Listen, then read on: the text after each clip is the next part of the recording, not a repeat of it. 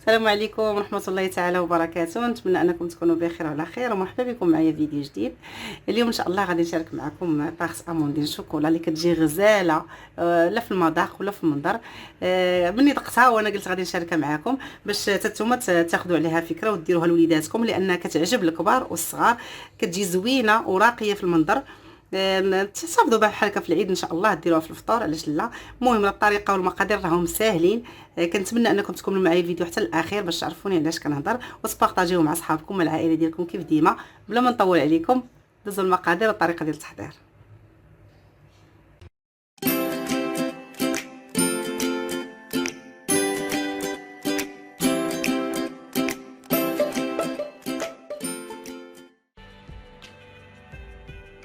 بالنسبه للمقادير ديال هاد العجين ديال لاطاغس، كيف ما كتشوفوا معايا البنات راها ساهله. عندي هنايا 250 غرام ديال الدقيق، عندي 125 غرام ديال الزبده تكون النوعيه ديالها مزيانه، باش كتعطي واحد اللذه زوينه. وعندي هنا واحد المعلقه ديال السنيده وبيضه وقبيصه ديال الملح. صافي هادو هما المكونات اللي غادي نحتاجوا للعجينه. وغادي نبدا بسم الله. غندير الزبده فوق من هاد الدقيق، ندير معلقه ديال السنيده وقبيصه ديال الملح.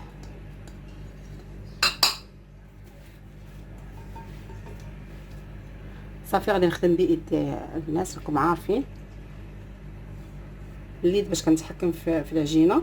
وغادي نجمعها بيضه، يعني غادي نبسبس مزيان هاد الزبده مع الفورص هو الاول، عاد غادي نجمعها ببيضه.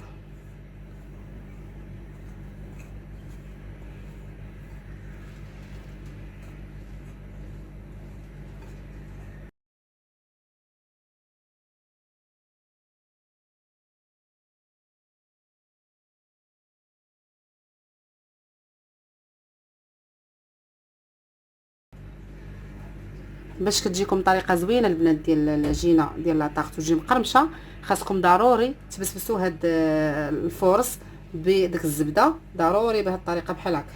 عاد ديروا البيض، هي باش غنعجن باش غادي نجمع بها العجينه.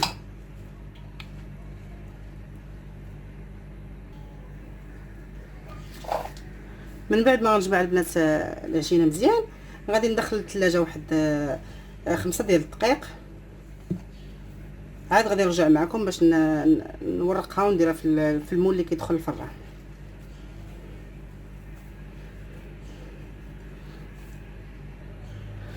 صافي شكل ديال العجينه ملي تخلطات ليا.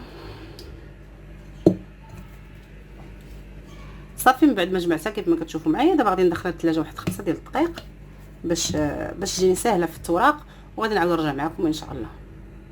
من بعد بس ما خليت العجينه ترتاح في الثلاجه، دابا غادي ندوز باش غادي نعمر هاد الحشوه، باش غادي نعمر هاد لاطاغ هادي. خديت هنايا 200 غرام ديال اللوز، 200 غرام ديال الزبده، 3 ديال البيضات، 2 معالق ديال النشا، شويه ديال الروح ديال الفاني او نكهه فاني، وعندي هنايا 200 غرام ديال السنيده. صافي هادو هما المكونات اللي غادي نحتاج لهاد العماره هادي او لهاد لاطاغ هادي ديال اللوز. غندير الزبده،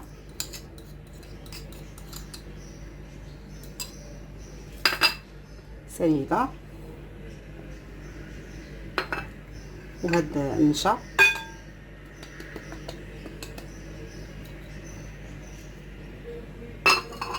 هاد الروح ديال الفاني، شويه راس ديال المعلقه او النكهه ديال الفاني اللي بغيتو.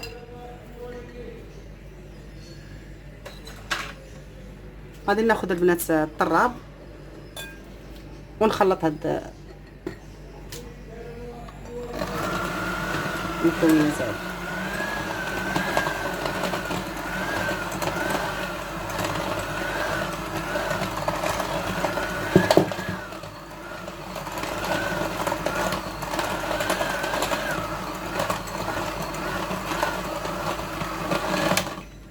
دابا غادي نبدا نزيد في البيض، 3 ديال البيضات كيف قلت لكم.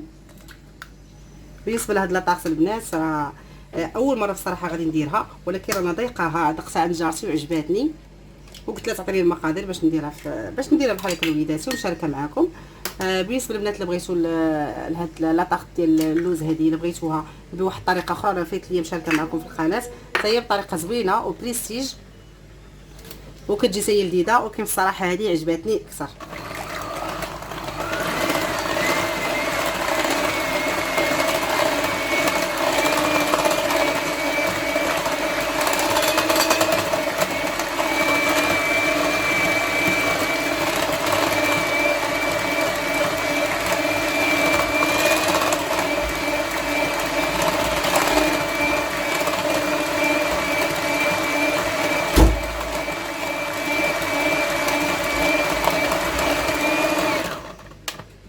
صافي غادي نخليها على جنب، وغادي نمشي البنات نجبد العجينه باش نورقها ونحطها في المول اللي غيدخل الفران، ونكمل معكم مراحل ديال هاد لا طاغس هادي. دابا البنات خديت هنايا العجينه اللي غادي نورقها، ناخذ شويه ديال الفرص باش ما تلصقش ليا، واخا راه فيها الزبده المهم، وغادي نسرحها.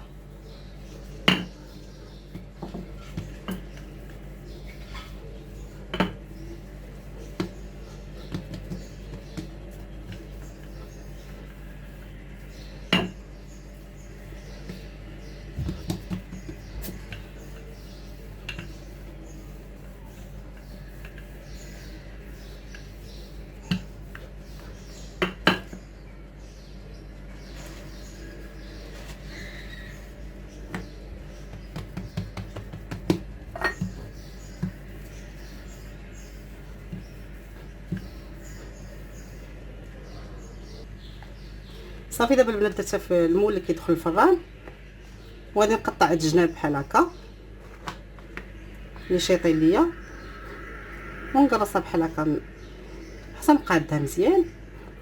ماشي مشكل البنات، واخا تقطع حتى فيها الزبده، واخا تقطع ما تخافوش منها، عاودوا البلاصه اللي كتبان لكم خاويه عمروها وما تخافوش منها بحال هكا.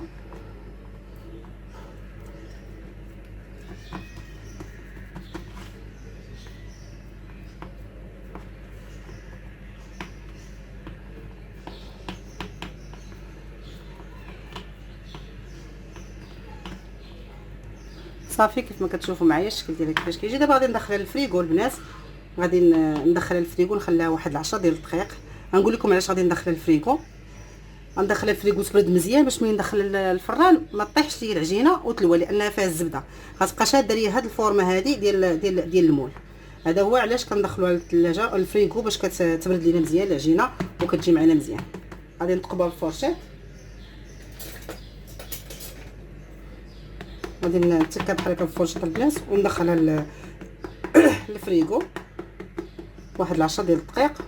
نعاود نرجع معكم باش نعمرها وندخلها للفران ان شاء الله، وتشوفوا ان شاء الله النتيجه ديالها راه كتجي زوينه وكتجي لذيذه بزاف.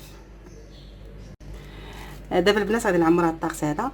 المهم البنات دابا غادي ندير الشوكولات، لان الشوكولات هو اللي كيعطيها واحد اللذه زوينه. انا فايت ليا كيف قلت لكم شاركه معكم هذا الطاغس ديال اللوز، ولكن ما دايرش فيها الشوكولات. دابا هذا الشوكولات هذا هو اللي كيزيد يعطيها واحد اللذه زوينه، وهو اللي عجبني فيها. دابا هذا الشوكولات غادي تاخذوا اي نوع بغيتو ديال الشوكولات، ودوبتو بحال هكا بلاستيك ديالو باش ما يضيعش ليا.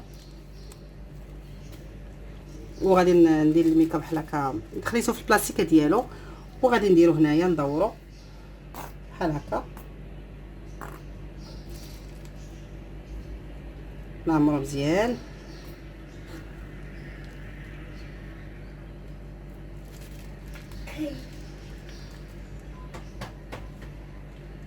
وغادي نعاود ندخل البنات الثلاجه، غير يجبد لينا شويه الشوكولات، غير يبرد لينا شويه الشوكولات باش ما يتخلطش ليا مع اللوز، باش ملي ندير داك اللوز ما يتخلطش ليا.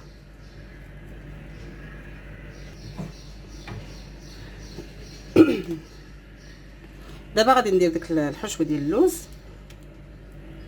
بحال هكا،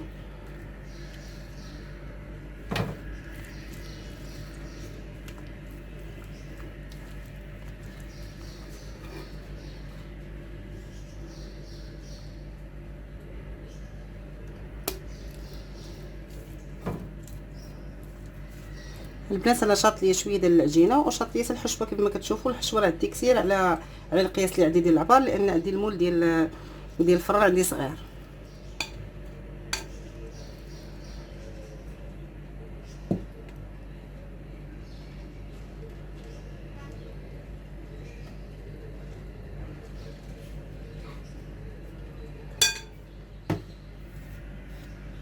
صافي غادي ندير شويه ديال اللوز ايفيلي من الفوق، وغادي ندخلها للفران طيب على 180 درجه، وغادي نعاود نرجع معكم باش تشوفوا معايا الشكل النهائي ديالها وكي كتجي. راها كتجي غزاله ولذيذه، كنصحكم انكم تجربوها. دابا جاي العيد ان شاء الله، ديروها في العيد تفطروا بها، راه كتجي زوينه وكتعجب الوليدات. صافي وغادي نعاود نرجع معكم ان شاء الله باش تشوفوا معايا الشكل النهائي. من بعد ما خرجتها من الفران كما كتشوفوا معايا البنات، درت لها واحد شويه ديال الناباج، ما كثرتش ليها. بالنسبه للبنات اللي كيبغي الحلاوه يدير شويه ديال العسل. انا غادي نزينها غير بشويه ديال السكر كلاصي، كيعجبني السكر كلاصي في التزيين. غادي نزينها بواحد شويه بحال هكا، كتجي زوينه في المنظر.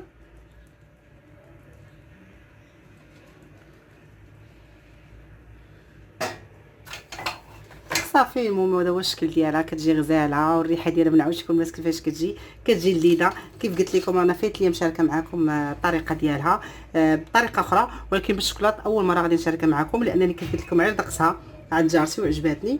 المهم غطيها معكم واحد الطريف، راها باقا سخونه، من الاحسن نخليوها تتبرد، انا راه ما عنديش الوقت كنزرب. غادي نقطعها معكم وهي باقا سخونه، من الاحسن حتى تبرد، كتبغي تكال بارده، شي باقا كتفرتت باقا سخونه.